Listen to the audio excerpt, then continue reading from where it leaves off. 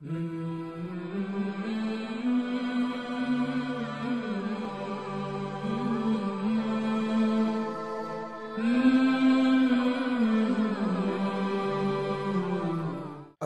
আলাইকুম ওয়া রাহমাতুল্লাহ। আলহামদুলিল্লাহি ওয়াহদা ওয়াসসালাতু ওয়াসসালামু আলা মান লা নাবিয়্যা বা'দা আম্মা বা'দ। প্রশংসা আল্লাহ সুবহানাহু ওয়া তাআলার জন্য, অতঃপর তারই প্রিয় হাবিব মুহাম্মদুর রাসূলুল্লাহ সাল্লাল্লাহু আলাইহি সাল্লামের ওপর শত কোটি সালাত ও সালাম বর্ষিত হোক। আমরা বলি আল্লাহুম্মা আমিন। ধারাবাহিক আলোচনা প্রিয় রাসূল সাল্লাল্লাহু আলাইহি সাল্লাম এর আজকে পঞ্চমতম পর্ব। আজকে এই পঞ্চমতম পর্বে আমরা দেখব রাসূলুল্লাহ সাল্লাল্লাহু আলাইহি সাল্লামের জীবনীর কোনো একটি সুন্দরময় অংশ। আসুন আমরা শুরু করি, সমস্ত কাজকে সাইড করি, সাইডে রেখে দিয়ে আমরা প্রিয় রাসূল সাল্লাল্লাহু আলাইহি সাল্লামের জীবনের এক একটা পর্যায়ে একটু একটু করে জানার চেষ্টা করি, যা আমাদেরকে অনুপ্রাণিত করবে, আমাদেরকে সামনের দিকে পথ চলার এক অনাবিল আনন্দে আমাদের অন্তরকে ভরিয়ে তুলবে।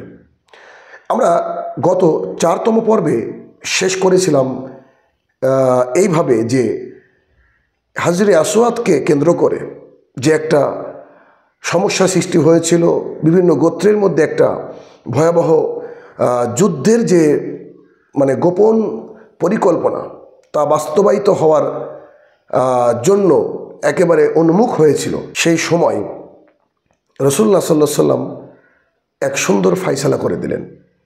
সমস্ত গোত্রপতি যিনারা ছিলেন তাদেরকে নিয়ে তিনি ফায়সালা করে দিলেন। তা আমরা 4 নম্বর পর্বে দেখেছি তার লজ্জাশীল অবস্থাও।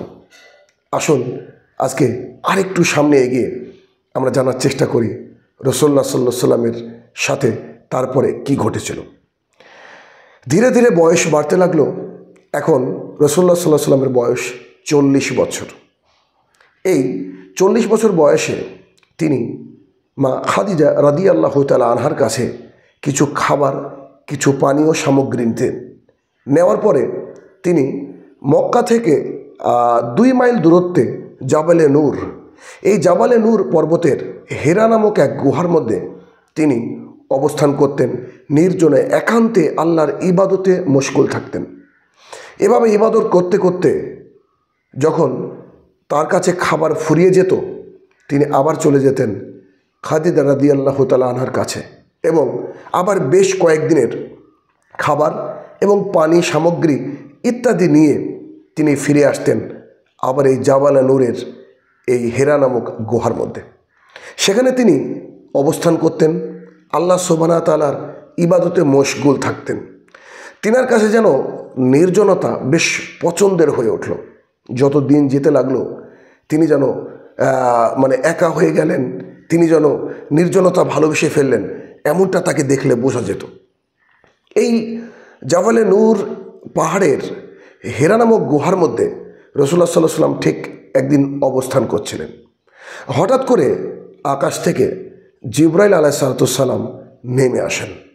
আসার পর রাসূলুল্লাহ সাল্লাল্লাহু আলাইহি সাল্লামকে বলেন, ইকরা, পড়ো। রাসূলুল্লাহ সাল্লাল্লাহু আলাইহি সাল্লাম বললেন, মা আনা বেকারি, আমি তো পড়তে জানি না। রাসূলুল্লাহ সাল্লাল্লাহু আলাইহি সাল্লাম বলেন, তখন আমাকে জিবরাইল আলাইহিস সালাম বুকের সাথে সজোরে জড়িয়ে ধরলেন।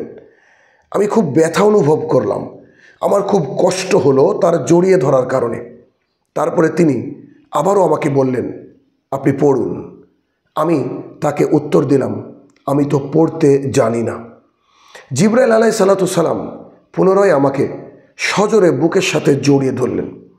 তারপরে তিনি আমাকে আবারও একই কথা বললেন, ইকরা, পড়ুন। তখন আমি তাকে উত্তর দিলাম, আমি পড়তে জানি না। তিনি আবারও আমাকে তৃতীয়বার খুব সজোরে তার বুকের সাথে আমার বুককে ঠেকে একদম জড়িয়ে ধরলেন। এরপরে তিনি আমাকে বললেন, পড়ুন আপনার রবের নামে, যিনি সৃষ্টি করেছেন, যিনি মানুষকে সৃষ্টি করেছেন জমাট বাঁধা রক্তপিণ্ড থেকে। পড়ুন আপনার প্রভুর নামে, যিনি অতিশয় দয়ালু। রাসূলুল্লাহ সাল্লাল্লাহু আলাইহি সাল্লাম বলেন, এই কয়েকটা বাক্য আমার সামনে পেশ করে জিবরাইল আলাইহিস সালাম আমার থেকে চলে গেলেন। রাসূলুল্লাহ সাল্লাল্লাহু আলাইহি সাল্লাম এর অন্তরটা থরথর করে কাঁপছিল। তিনি ওখান থেকে ছুটে চলে গেলেন খাদিজা রাদিয়াল্লাহু তাআলা আনহার কাছে। গিয়ে তিনি বলতে লাগলেন, আমাকে চাদর দিয়ে ঢাকো, আমাকে চাদর দিয়ে ঢাকো। তখন খাদিজা রাদিয়াল্লাহু তাআলা আনহা তাকে চাদর দিয়ে ঢাকলেন। এরপর একটু শান্ত হওয়ার পর রাসূলুল্লাহ সাল্লাল্লাহু আলাইহি ওয়াসাল্লাম বলতে লাগলেন, আমি শঙ্কা বোধ করছি, আমার ভয় হচ্ছে। এরকম কিছু বাক্য যখন খাদিজা রাদিয়াল্লাহু তাআলা আনহার সঙ্গে সামনে বলতে থাকলেন, তখন খাদিজা রাদিয়াল্লাহু তাআলা আনহা বললেন, আল্লাহর কসম করে বলছি, আপনার কিচ্ছু হবে না। আপনি অসহায়ের সহায়, আপনি আত্মীয়তার যে বন্ধন তাকে আপনি অটুট রাখেন, বিচ্ছিন্নতা করতে দেন না। যারা অসহায়, যারা মিসকিন, তাদেরকে আপনি সর্বদা তাদের সাহায্যার্থে এগিয়ে যান। আল্লাহর কসম করে বলছি, আপনার কোনো ক্ষতি হবে না। সুবহানাল্লাহ বিহামদি। চিন্তা করা যায় তখন ইসলামের এক একটা কথা নাজিলের প্রাক মুহূর্তে, এখনও দিন ইসলামের পূর্ণাঙ্গ রূপ প্রকাশ পায়নি, তখনও একজন স্ত্রী, আল্লাহু আকবার, কি সুন্দর করে তার স্বামীকে এভাবে কথা বলতে পারে যে আমি নিশ্চিত আল্লাহ সুবহানাহু ওয়া তাআলা আপনার কোনো ক্ষতি করবেন না, কেননা আপনি খুব ভালো মানুষ, আপনি আত্মীয়তার বন্ধন রক্ষা করেন, আপনি অসহায় ব্যক্তিদের সাথে থাকেন, আপনি দুর্বলদের সাথে থাকেন। সুবহানাল্লাহ বিহামদিহি। কল্পনা করা যায় যে খাদিজা রাদিয়াল্লাহু তাআলা আনহা কীভাবে রাসূলুল্লাহ সাল্লাল্লাহু আলাইহি ওয়াসাল্লামকে সাপোর্ট দিয়েছিলেন। রাসূলুল্লাহ সাল্লাল্লাহু আলাইহি ওয়াসাল্লামের মানসিক অবস্থা যখন একটু বিপর্যস্ত, তখন খাদিজা রাদিয়াল্লাহু তাআলা আনহা ভাবলেন তাকে নিয়ে যাবেন তার চাচাতো ভাই ওরাকা ইবনে নাওফেলের কাছে। ওরাকা ইবনে নাওফেল তৎকালীন জামানার অন্যতম একজন শিক্ষিত ব্যক্তিত্ব ছিলেন, যিনি ইনজিলকে ইব্রানি ভাষায় তরজমা করতে পারতেন। তিনি সেই সময় ঈসাই ধর্ম গ্রহণ করেছিলেন জাহালাতের সময়। রাসূলুল্লাহ সাল্লাল্লাহু আলাইহি সাল্লামকে নিয়ে খাদিজাতুল কুবরা রাদিয়াল্লাহু তাআলা আনহা চলে গেলেন চাচাতো ভাইয়ের নিকটে।